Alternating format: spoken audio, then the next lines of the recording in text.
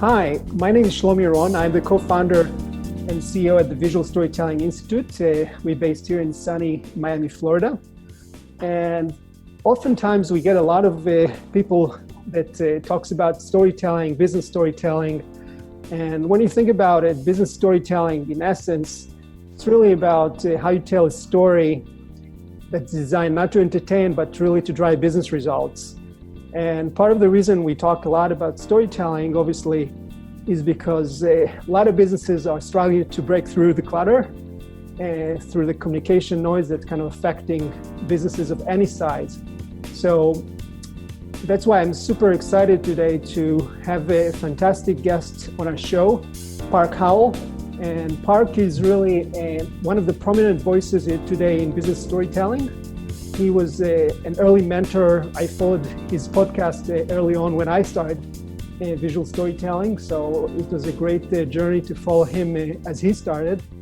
And above all, he's a great friend and humble. I really like those qualities that he shows throughout his presentations and podcast.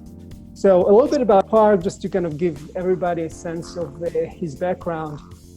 Park was honored as the Advertising Person of the Year in 2010 by the American Advertising Federation of Metro Phoenix. His agency was also recognized among the top 10 impact companies in Arizona by the Phoenix Chamber of Commerce. He also created a communication curriculum based on his story cycle, that's his business storytelling framework, that he teaches in the Executive Master of Sustainability Leadership program at Arizona State University to help international B2B executives advance their social initiatives further and faster through the power of story. Wow, that's incredible, Park. I'm really humbled to have you today on our show. Oh, thank you, Shlomi. I'm the one who's humbled. That was a very nice introduction. I really appreciate that. And thanks for having me here today. Awesome. Great. So our audience is really comprised of entrepreneurs and marketers that pretty much trying to get a sense of both the storytelling and how to deliver it using visual media formats.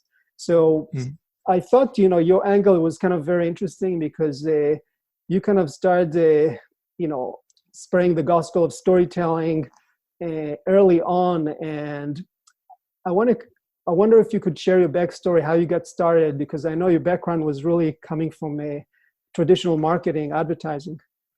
Yeah, well, I've been in the advertising branding world for almost 35 years now. And I ran my own ad agency here in Phoenix, Arizona called Park & Company for 20 of those years. But I can tell you in about 2006, I saw the whole paradigm shifting and I didn't know where it was going. And what I mean by that paradigm shifting is our branding and marketing work as we knew it as the very traditional form of advertising from TV, radio, print, outdoor, direct mail, that kind of thing, just wasn't being as effective as it had been before. Right. And what was going on, obviously, was the interwebs. The internet showed up, democratized communications. Yep. And so where our clients, the big brands, used to own the influence of mass media, well, the masses became the media and they own their brand stories. And I started scratching my head, Shlomi, wondering, oh my God, the world has changed around us. I don't understand this online world, but more importantly, I did not understand the ramifications of it, the big picture. Right. When it came down to communications, and I knew I had to try something else, but was not quite sure where to go from there. Yep. Awesome. And when you first kind of do your first, I know, following your podcast, there's also the fun story of your son, I guess, that went to college and you kind of asked him to show you his textbooks, right? Well, the universe has a way of conspiring to help you out, especially when you are completely lost, as long as you are humble and open to it. And right. I got to tell you, you're exactly right. Our middle child, Parker, who's our oldest son, went to film school at Chapman University to study and work, in film in Hollywood. And he graduated, he started 2006, he graduated 2010, and he's been in Hollywood ever since. And he does a lot of work in motion design, animation, graphics. In fact, he just finished up a new game show that's coming out on Fox, I think in January, called Mental Samurai. And so he was part of the production team that developed the animations and graphics that go along with that game show. But that's how he makes his living to pay his bills. What he really is about is directing, and he directed a virtual reality. In fact, the very first-person virtual reality music video for Red Bull that was launched in June. So he's been doing a lot of work in the virtual reality world, directing, and then doing motion design on the side. But I tell you that only because he wasn't just one of these, movie film school wannabes. He dove into it between 2006-10. Great program at Chapman, got out, and he's been in Hollywood ever since. Now, while he was going there, Shlomi, I asked him, I said, Parker, when you're done with those textbooks, send them to me, because number one, I wanted to vet this fairly expensive education. Right. Chapman teach these young, impressionable, eager storytelling minds to be competitive and make a living in the most competitive storytelling market in the world, and that's Los Angeles, Hollywood. And number two, and more importantly, I think for me, was what did Hollywood know and screenwriters know that I needed to learn to become a more competitive storyteller in what had become an enormously competitive. Oh, sorry about that. Let me shut that down. Sorry about that. Yeah. You know what? I better put my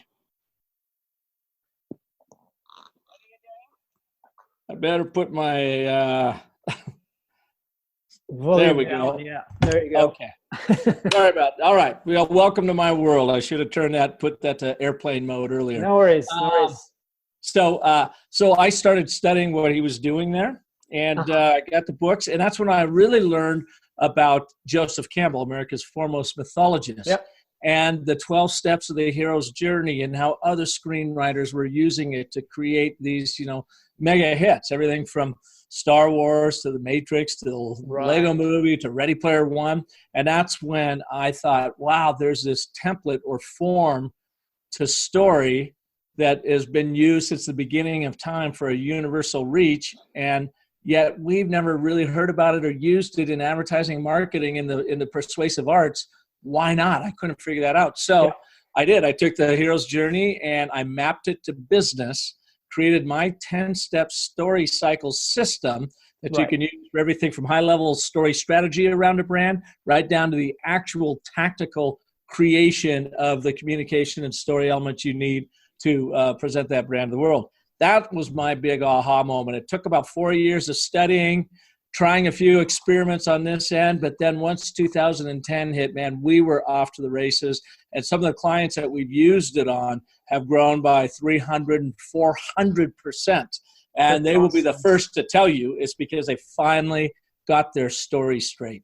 No, that's amazing. Especially I really like the transition, basically how Hollywood entertainment world used storytelling. Obviously, the purpose was to entertain, maybe sell some tickets, but in business, the objective kind of morphed into really how can you grow your business and really drive sales, get your products out and connect better with the audience. So kind of the objective changed, but at the same time you use entertaining tactics to get your the attention of your audience.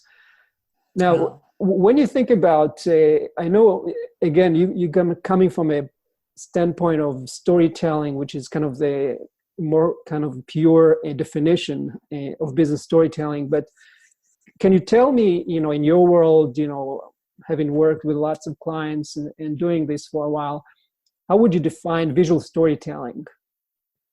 Well, I think any kind of storytelling, whether it's visual, oral, or written storytelling, is about engaging with the very primal structures of our minds. It's presenting information to your audience, in your case, visual storytelling, seeing it, that then encodes and also triggers past experiences or past narratives that are embedded in our brains that we use to help make meaning out of life.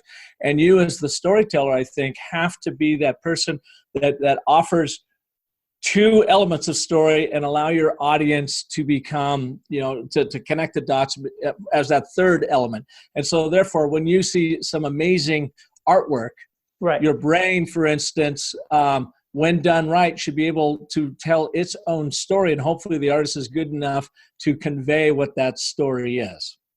That's interesting that you mentioned artwork, because, on the New York Times, there is every Friday, they have a section that basically they interview art collectors. Yeah. And what made them pick, that piece versus the other. And it's really fascinating to hear describe their decision drivers. And sometimes they said, it simply talked to me.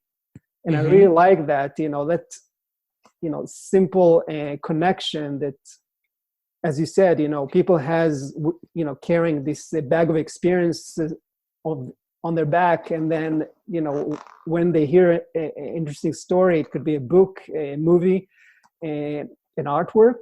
That connection that's really kind of going to trigger something that makes sense in their world. So that's magic moment you're talking about is really and you might argue that all storytelling is visual storytelling, because what are you trying to do? You're trying to ignite images in the theater of one's mind, an audience's mind, that then triggers different emotions, and the different endorphins that are the chemistry of our brain. But you think about it, anytime you hear a great story, you see pictures and images going off in your head. In your world with the Visual Storytelling Institute, you're even more direct or pragmatic in that, because you are trying to find imagery that evokes some sort of emotion, some sort of connection. Maybe it's a memory, maybe it's excitement about the future, but you literally are doing it. A lot of time in our worlds, we have no visuals to work with. It's either just us on stage sharing a story, or of course, like in a blog, you might throw a photo in there to capture their attention, but people are reading that story. And you're even, as a storyteller, especially a business storyteller, you want to find ways to ignite that imagery in people's minds. No, absolutely. This is happening to us every time, especially in our workshops, where I see how people get excited once they finally get it. So can you tell me a little bit more about, you kind of touched on it briefly, how do you use visual storytelling with your clients in terms of both on the mental side of kind of bringing to life images of the materials you're training them on, as well as what kind of visual aids you're using in your delivery? And it's funny, I bet you and I kind of approach this from the exact opposite realms. So when I'm working with a client, I first get them in, maybe we're doing speaking presentation or they're putting their brand story together. I actually have them erase their minds of visuals, put them all to the side, and first find the elements of the story that are authentically yours and are compelling in the marketplace, that is really going to make your brand stand out because it's different and therefore better. Then find those stories in the wild that back up what your brand is about, what it stands for. And I ask people to go and find like 9 one-word descriptors about your brand. 3 that describe the company, the organization itself. 3 that describe the product offering or service offering, and 3 that describe what customer engagement looks like. And then on each one of those one-word themes, I ask them to go find a true story that if you were sitting around a campfire, out in the desert or at the cafeteria, that you could easily share that story with your audience around there. And as you're storing, their brain fires up mentally and they can picture what's going on. Then and only then do I say, let's now go and find, when appropriate, let's go find imagery that is going to back this up. Imagery that is going to take it even deeper, stronger. Imagery that is helping you say what you want to say, but is not going to overtake what you're trying to say. It's not going to trump you. It's not going to be so out there that it draws your audience in, and now they're looking at that imagery and they're not paying attention to what you're saying. So it's a subtle dance, but I always start in the imagery of words, and Yeah, then absolutely. only then go and find the right kind of imagery to attach to it. And what type of imagery you kind of transition into? It all depends. Now, I do, as you've seen, I've worked with you. Yep. My business of story workshop um, incorporates everything from photography to video. And sometimes people say, don't use video in your presentations because it takes audience's attention away from Right. you. And I kind of call BS on that, because you know what? In my presentations, it's not about me. It's about the audience all the time. So I Yep. will use the visual medium of video, even if I let that run for 3.5 or 4 minutes and sit to the wayside, if I think it advances the training and the story and what's going to help the audience most. And then most recently, I've added a lot of original illustration, cartoons and the like, to help back up my points. And sometimes, Shlomi, I will give that presentation using those visuals as a visual punch, and other times not using it at all. And now, here's where it's funny, because Luis Medina, my guy I've worked with for a long time, brilliant creative director, great designer, great writer. He and I do a lot of work together. He helped me with the creation, and we brought in a French illustrator here in Phoenix, Christophe Janot, who does some really beautiful, brilliant stuff. We got it all put together. And I was working out at McCormick, the spice company out in Baltimore, used a lot of those and had a great half-day training session with them, so much so that they're inviting me back to do some more. But then the very next day, Shlomi, I had to drive from Baltimore down to Northern Virginia. 2 to 3 times a year, I work with the U.S. Air Force and their brigadier to 4-star generals on storytelling and communications for leadership. I've been doing this for 3 years now, so I've been many storytelling sorties with them. Well, on that drive down, something happened to my 6-year-old MacBook. It went on the fritz. It died, essentially. Gave up the ghost. I had to go in, and I did a half-day story workshop with the Air Force with no visual aids. I mean, nothing. And I just... 10,000 hours of practice, I knew how to do this. I workshopped them even harder because we weren't spending as much time on my presentation materials, and we had a blast. And I got to tell you, after every single time I present or do workshops with most clients, but especially the Air Force, they'll do an assessment immediately after that, to get the generals to give their impression. And I always have scored high, so I'm very proud of that, because I go in very prepared and work with them. But I got to tell you, I probably scored the highest out of the 10 sessions I've done with them over 3 years, with this one that I did it was on Halloween on October 31st. And with no visual aids, Shlomi. So it flies in the face of this program, but it doesn't. Is you don't have to have imagery, actual physical imagery, to be a very powerful storyteller, a business communicator, if your words carry those images that you have in your mind, to be able to trigger them and release them in your audience's mind. No, I totally agree with this observation. Just 2 weeks ago, there was a conference here in Miami about, latest technologies in town, Unbound. And I actually using a VR headset for the first time just to see how it feels like.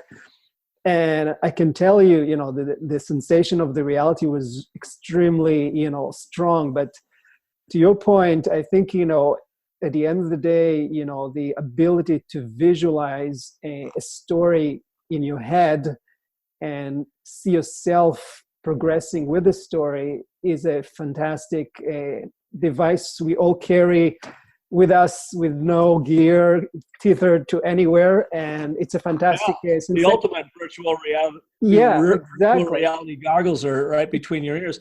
Here's a good example of that. I mentioned Parker, our son, earlier. He produced 2 virtual reality films within about the past year. One of them was for a VR camera, a consumer virtual reality camera.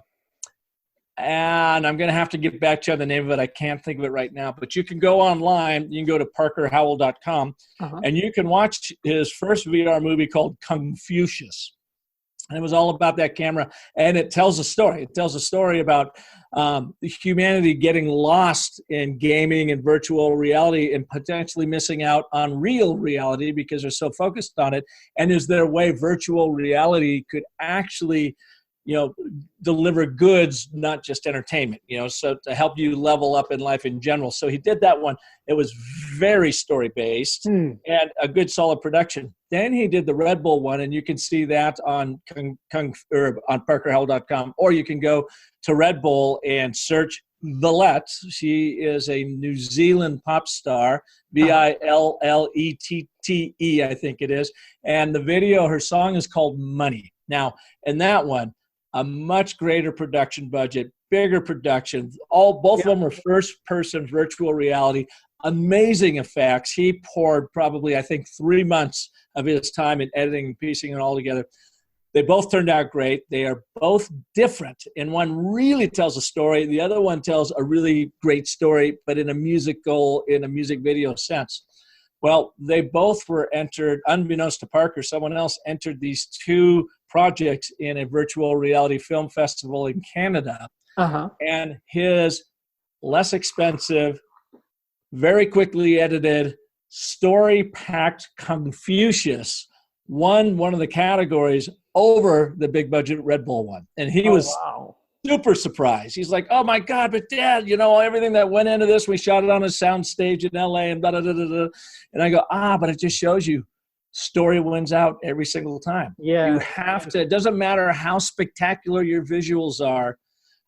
If you don't take your audience on a narrative arc and take them somewhere and change them in the process of that story, you're just going to lose them. You're just going to be another communicator wallpaper out there. You're going to look and sound the same. And so visual storytelling starts with a great story. I just see absolutely.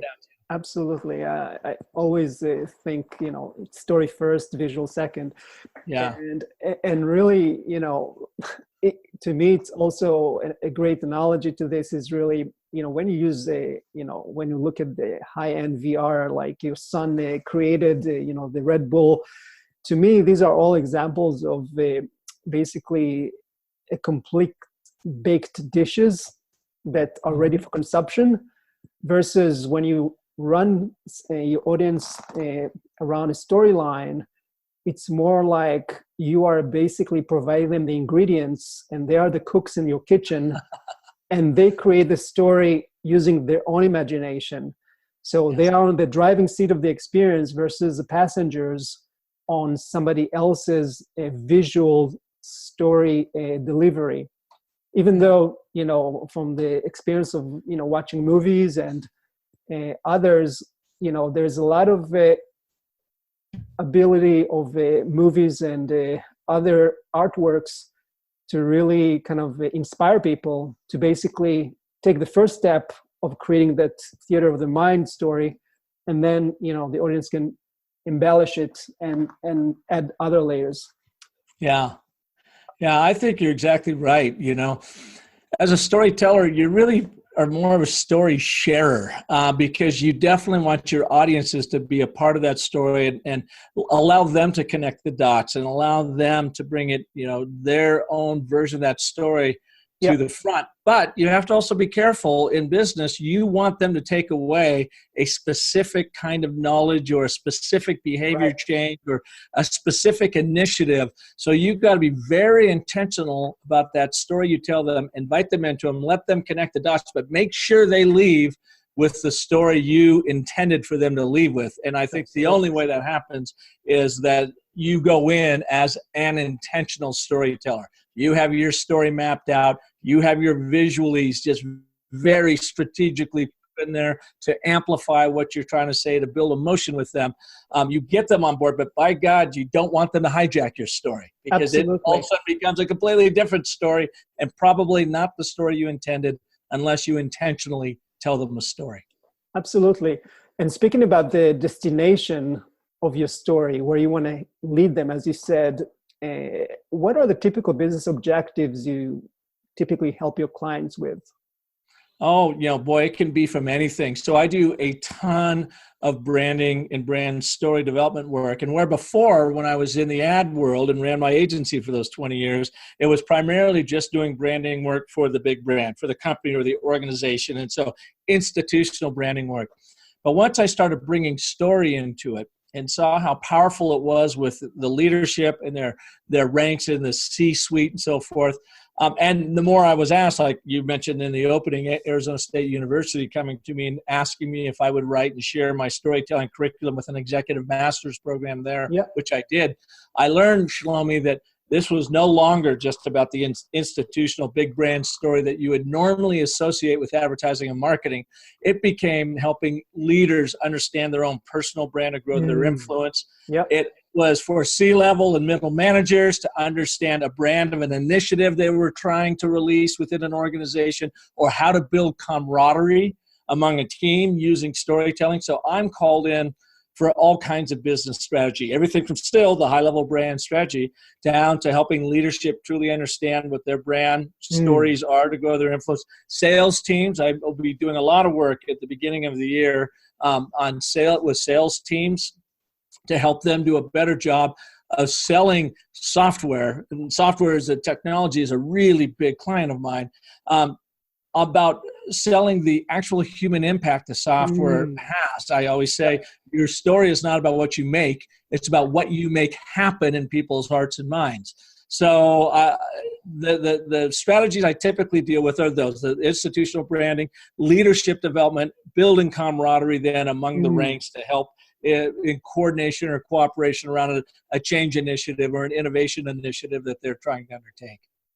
And as you go through these experiences with your clients, obviously you've been doing this for a couple of years now, what would you say are the common misconceptions about, storytelling, business storytelling? Because there's a lot of people confusing. Sometimes they say, they confuse story with the narrative. They don't know the difference between them, and what storytelling can actually bring. Everybody's saying, storytelling on Instagram, that's storytelling, but is it really storytelling? No, it's not. No, and I'm really glad you said that. They call them Instagram stories, but they're not. You're showing some photos of some linear things that happen, but you don't have any setup. You don't have any major problem that you're now trying to overcome.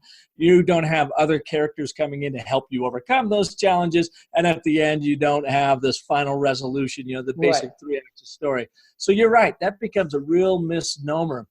What I am finding is changing. I've been actually doing this now for about 12 years, both first with the brand story development, and then over the past 7 years in coaching and teaching and workshops for leadership development and brands internally. First thing I hear, but it's really changed quite a bit, Shlomi, is leadership used to think storytelling was a gimmick. It doesn't really work. It's a soft skill. My technical hard skills can beat up your soft communication and relationship skills every time. But now they're seeing, oh God, we had that wrong. Oh my God, you're right. We are all storytelling animals. So that has changed actually. So we have gotten over the gimmick side of storytelling. And now people are thinking, just like you had said there, oh, we're already great storytellers. And I said, okay, give me an example. And it can't. They say, so for instance, I heard one of the top executives at Johnson & Johnson saying that, yes, everybody at Johnson & Johnson are storytellers and we're just natural storytellers. And I can tell you right now, it's total BS, because as soon as you step foot in your business or your organization, you default to your left logical brain and you left your old beer drinking, wine drinking, storytelling brain back at the bar with your pals. So then they would go on to say, I said, give me an example of what you're talking about in front of a big crowd. They go, oh, well, for instance, any of them, they have the authority to shut down a production line whenever they want. If something bad is going on, we give them that authority. And so that happens, they have agency to do that, and they can save us a lot of money in the long run, even though we may lose some right there. And so that's an example of the kind of stories that we tell. And I go, well, that's not a story. That's just an opinion or an assertion, or you captured a little tiny event. But tell me about Maria in North Carolina. Give me a timestamp. Back in February, on February 28th of this year in 2018. Give me a location stamp. Maria in our factory in North Carolina found broken glass shards on one of our assembly lines. Right. She saw the inherent immediate danger. And you know what? She'd only been with the company for 2 years, and she hit that stop. So it's all about details. The more details you bring to the story. Oh, but now it's an event. Something has happened. Give me a timestamp, a location stamp, a person, an action. Finds a broken shard. The surprise. Oh my God, she's only been there 2 years and she gets to turn it off. Right. And we were down for 2 days until we figured out what the problem was, and we lost $10 million. But Maria did the right thing, and that's one of the values we hold dear at such and such a company. Now, there's a story, but everybody gets confused of just telling you one little detail about one little thing is a story. It does not make a story. It just does not. Absolutely. Yeah. And I see it a lot, people using storytelling as an adjective for anything they think is fancy than the usual, and it's much deeper than that, as you said. One area that kind of is also interesting to me is obviously we both kind of doing a similar, work in terms of educating people, business leaders, and presenting, spreading our ideas. Anything that comes to your mind that kind of you learned, from a failure, things that you tried and didn't work, and you think that, this is something I need to change because, I thought A, but in essence, it's B. I can tell you, I'm going to start with a timestamp. 5 years ago, Shlomi. It was in October. I remember because it was nearing the end of our first cohort at Arizona State University, and a very, very bright, lovely young East Indian woman. She was American East Indian woman who worked for Bayer Pharmaceutical as an engineer, extraordinarily sharp, was in our program. And this is the Executive Masters of Sustainability Leadership program. And just to protect I'll change the name to protect the innocent. We'll just call her Anna. Yeah. And Anna was totally bought into, what I was teaching in storytelling. I said, oh, you got to get in there. You have to be emotional about it. Da, da, da, da. Well, she got in front of a bunch of German engineers in Bayer Pharmaceutical and she was working out of the Bay Area. And she did exactly as I instructed. And she just brought all this emotion and story to it, and it freaked them all out. All these German white guys are just going, oh my God, what is it? Is this lady crazy? What is she talking about? And whatever. That's when I learned an adage that it occurred to me at the time. A spoonful of story helps the data go down. So my point being is I overthought it. I gave her too much content, and I gave her too much of a rah, go tell stories. When what I really should have said is know your audience. Yeah. Understand that these German engineers wanted left brain logical data, but it doesn't mean that that's exactly what you give them. Set it up with a little anecdote. Set up the data dump with another little story here so that now your data makes sense. And so what I learned is dial back from 80% storytelling, in your case, Anna, to 20% storytelling and 80% data. But before you present a data point, give them a little anecdote, a little short story that hooks that limbic monkey brain of ours, that it doesn't matter how smart you are, that your brain cannot resist, because after all, we Homo sapiens are indeed storytelling animals. No, for sure. No, this is so true. I mean, the audience is key, One thing that you mentioned earlier about the great success you had with the clients increasing their ROI, and how do you normally measure success, of your programs? Yeah. Well, now it's gotten a lot easier, of course, because once you start implementing storytelling online or for inbound marketing for clients, you can see which stories perform better than others. So you've got a real ROI that you can present right there. Another way to do it, if you are doing brand story creation for an organization, when I use that technique of having them come up with those 9 one-word descriptors and then turn them out into the wild within their organization to have other people find those stories, you get an ROI of buy-in that the C-suite can give you. So, but typically when we do this, we're lucky to get 20% of people remotely interested in it. So I said, all right, let's turn this available to 40 people in the group. and see what, if what you're telling me is right, you're only going to get 10 responses.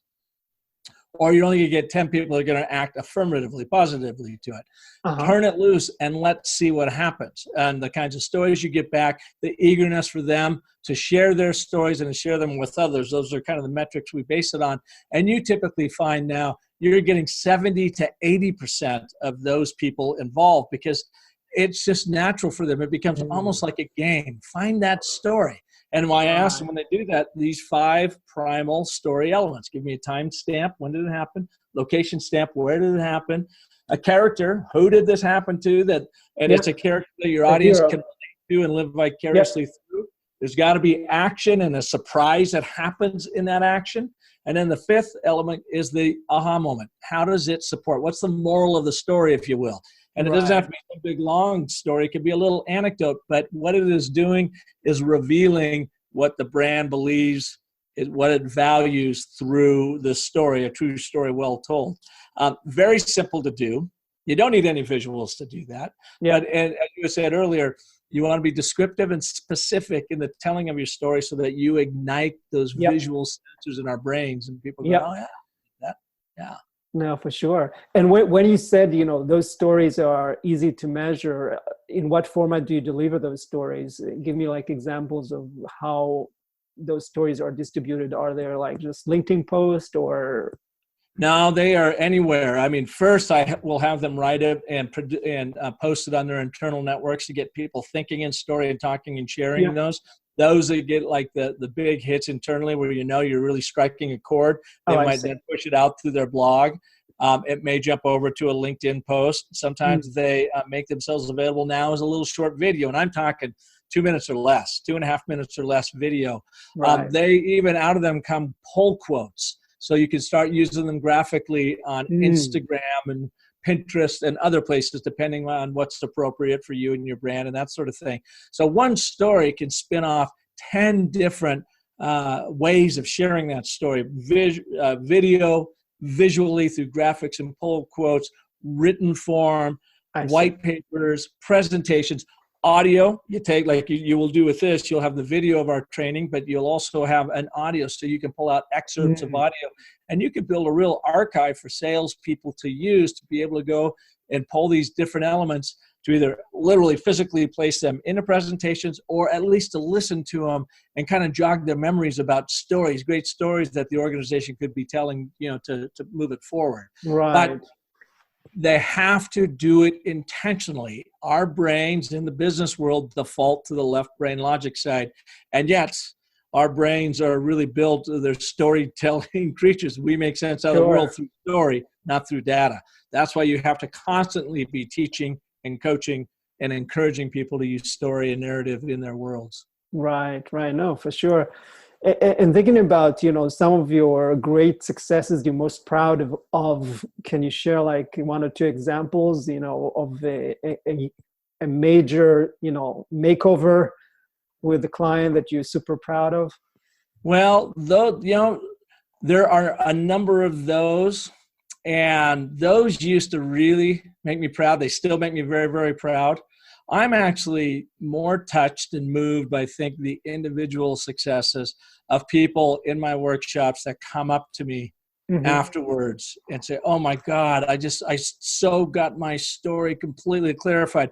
Or a friend of mine, Jennifer Russo, who was leaving a big international company. She was an international community developer through communications and was looking in her early 40s, the next step in her career, and she had already had this amazing international career, but helping her identify what her story was and what the different, influence she brings to the world that is uniquely her own. In fact, people can listen to the episode of Jennifer Russo on the business of story. It was aired about a month and a half ago.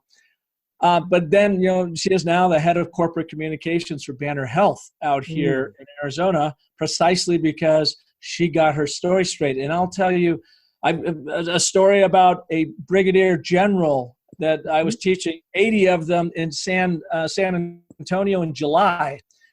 And he was so moved and understood the story cycle system so quickly that he used it the very next week to address the men on the, let me get this right, West Virginia State football team, the Black Jackets, anyways. And he told them the story using the story cycle system about he himself, who was never taught to be a leader, nor did anybody ever expect him to be a leader. And he went in to the Air Force just to get 4 years of good training and education, thinking full well he would come out and go do something else. Well, he found his leadership voice in the Air Force. He's now been there, I think, 26 years. He's a brigadier general. And his story to those football players is, you're the same way. You step foot on that field, you may not think of your leader, but everybody in those stands sees you as a leader in this community. Yep. And that's important because West Virginia has the highest level of opioid addiction rates in the country. And your job as a leader for this football team is to keep those young men and women off the drugs. So he had a point to them to fire up and fan the flames of their own leadership, just like he had. And he used the story cycle in which to deliver it. He's also on the Business of Story podcast, aired about 3 weeks ago. You can hear his story there too. Yep. Brigadier General Christopher Walker. Those individual stories are the ones that make me most proud. Yeah, I'm sure. It's really the personal, making an impact on an individual and really seeing, especially when it's a high stake, game like, the Brigadier story. So I can definitely see, why. So this is great. So tell me. By the way, if you want to see brand storytelling in action, you can go to businessofstory.com and just click on the results link, and that'll take you to any number of case studies that you can see how it's actually applied to other organizations on an organizational brand stage. And like I said, I'm very, very proud of all of those. They are important to me, but helping the individual probably is the most rewarding thing. Absolutely.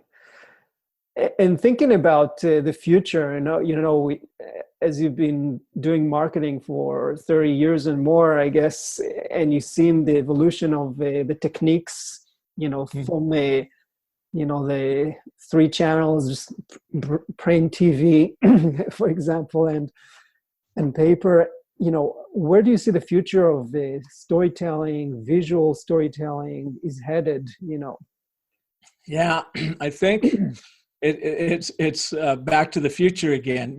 Storytelling is so primal to us. Our brains essentially have not changed in 50,000 years, and we use the same meaning apparatus in our limbic system that our ancestors did, who prowled the savannah. So as our conscious mind gets smarter and technology grows at this exponential Moore's pace, and we're still relegated to the relatively slow evolutionary Darwinian pace of our internal noggins, I think we're going to continue to outsmart ourselves, come up with new and intriguing and interesting ways through VR and artificial intelligence that we think is going to be the smartest, greatest thing to go.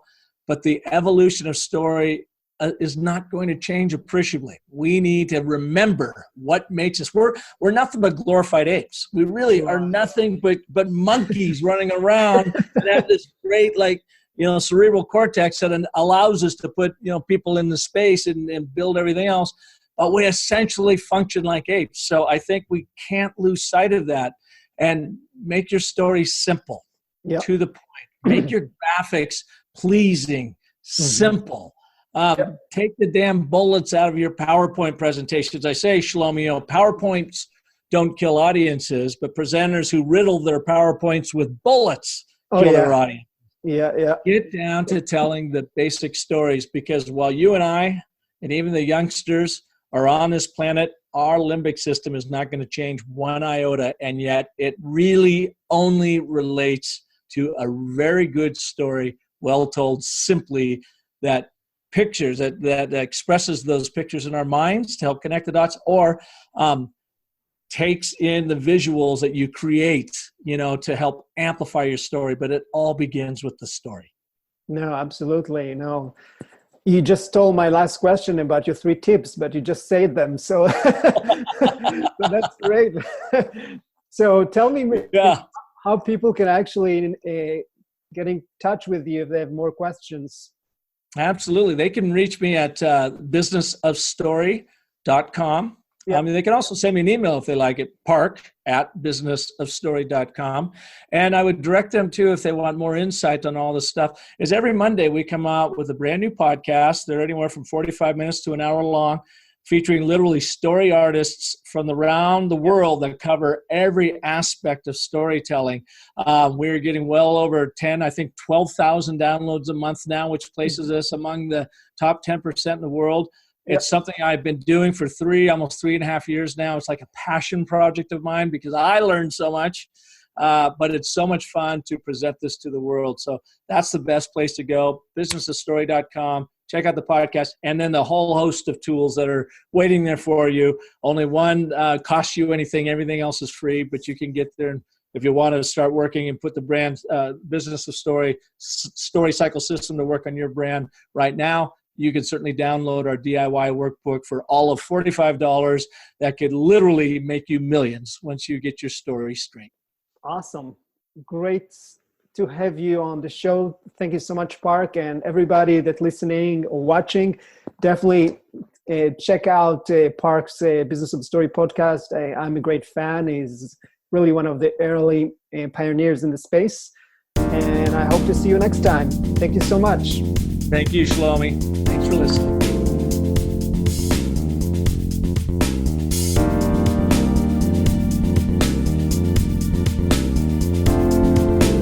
Visual Storytelling Today is recorded in Miami, Florida. The show is published exclusively by Visual Storytelling Institute. Learn more at visualstorytell.com. You can subscribe to this podcast on the iTunes Store. Until next time, don't let your big story wait to be told.